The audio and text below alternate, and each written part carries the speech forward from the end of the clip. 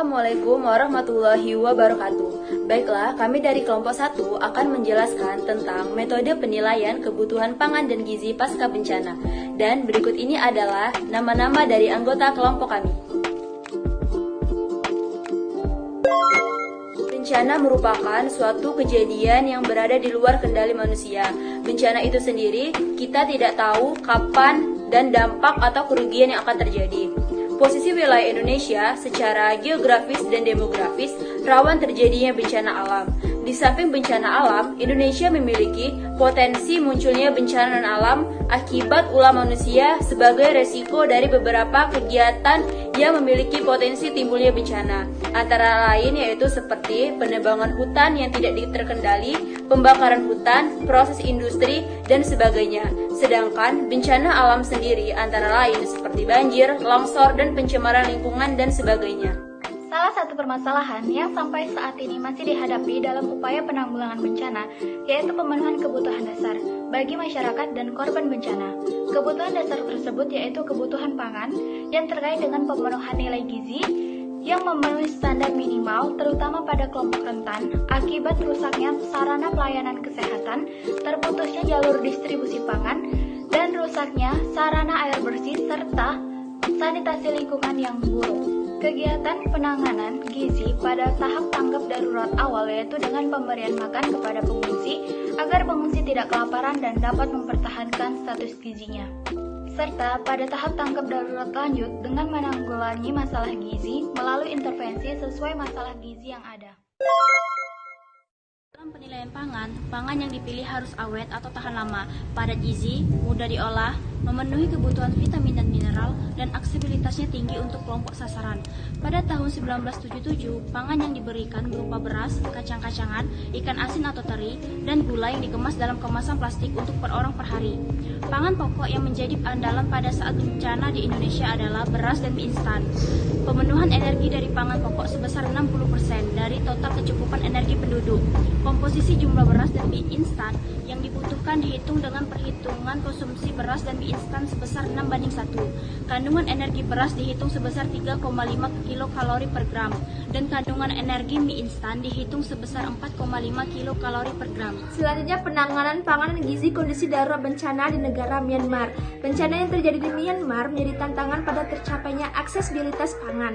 Myanmar menyerukan bantuan kemanusiaan internasional untuk membantu dalam merespon bencana. Pemerintah Myanmar melalui Departemen Pertanian telah melakukan koordinasi dengan organisasi atau lembaga internasional lainnya dalam memberikan bantuan kemanusiaan seperti memberikan bantuan beras kepada masyarakat yang terkena dampak dari bencana. Adapun organisasi lainnya yang membantu dalam memberikan bantuan seperti ASEAN, lalu ada APTER atau Lembaga Cadangan Pangan, lalu ada FVP World Food Program yang memberikan kegiatan rehabilitas akses masyarakat untuk mencegah dampak negatif lebih lanjut terhadap keamanan pangan dan situasi gizi di Myanmar, lalu ada FAO Food and Agricultural Organization. 3. Negara Filipina. Filipina merupakan negara yang rentan terhadap berbagai jenis bahaya alam karena letak geografisnya dan lingkungan fisiknya. Bencana memberikan ancaman pada aksesibilitas pangan, mempengaruhi aktivitas ekonomi, menciptakan gangguan besar pada pasar lokal yang dipengaruhi oleh kerusakan atau kehancuran properti, transportasi, penderitaan bagi korban, dan kekurangan bahan pangan. Tanggap darurat dalam merespon bencana alam dengan skala besar membutuhkan koordinasi dari berbagai kelompok kepentingan, termasuk pemerintah Filipina dengan lembaga eksternal. Dituntut untuk respon dan mobilisasi secara cepat dan efisien dengan membutuhkan komando, operasi, logistik, dan keuangan. Sebagai contohnya, pertama, bantuan Amerika berupa beras dan air mineral diturunkan melalui helikopter di pegunungan yang terkena longsor akibat jalan tertutup dan rumah terendam. Kedua, pemerintah Myanmar melalui National Food Authority mengajukan permintaan bantuan pangan kepada FTIR. Ketiga, Department of Agriculture Filipina bekerja sama dengan FAO memberi dukungan mata pencarian kepada rumah tangga dengan memberi modal usaha. Pada tahun 2015, Nepal mengalami bencana gempa bumi dengan magnitudo 7,8 dan disusul dengan beberapa kali gempa susulan. Hal ini menyebabkan banyaknya korban jiwa dan kerusakan infrastruktur bangunan, sehingga para korban yang selamat harus berada di tempat pengungsian. Dalam menilai status gizi dan kebutuhan pangan, para korban pasca gempa di Nepal menggunakan survei cepat SMRT gizi dan survei cepat gizi lainnya yang bertujuan untuk mengumpulkan data terkait kebutuhan gizi dan status gizi para korban bencana, terutama ibu hamil dan menyusui serta para anak dan balita. Setelah informasi tersebut didapatkan, hal yang dilakukan oleh pemerintah Nepal yaitu yang pertama mengadakan pertemuan dengan para kepala daerah, petugas kesehatan, dan para relawan.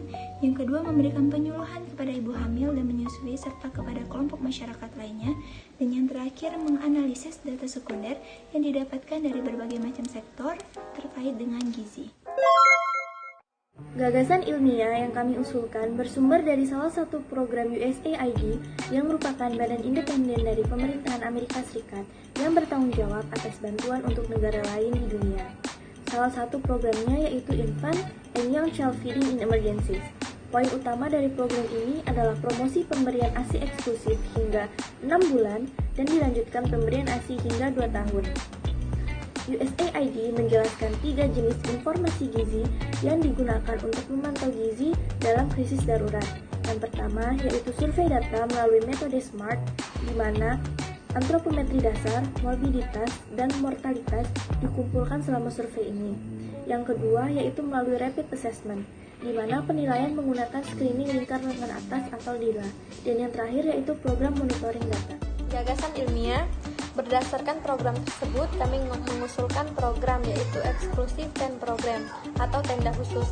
Program pada saat situasi keadaan darurat bencana dengan mendirikan tenda khusus yang didirikan untuk masing-masing kelompok berisiko yang memerlukan pelayanan kesehatan dan pelayanan gizi khusus seperti bayi, balita, anak-anak, ibu hamil, dan lansia yang rentan terserang penyakit pasca bencana serta keadaan penyakit tertentu, di mana masing-masing tenda bayi, balita, dan anak-anak disatukan dengan ibunya dan golongan lain dikelompokkan sesuai klasifikasi.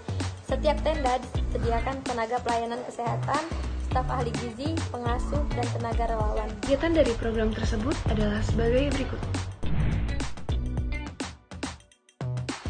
Tujuan dari program tersebut adalah sebagai berikut.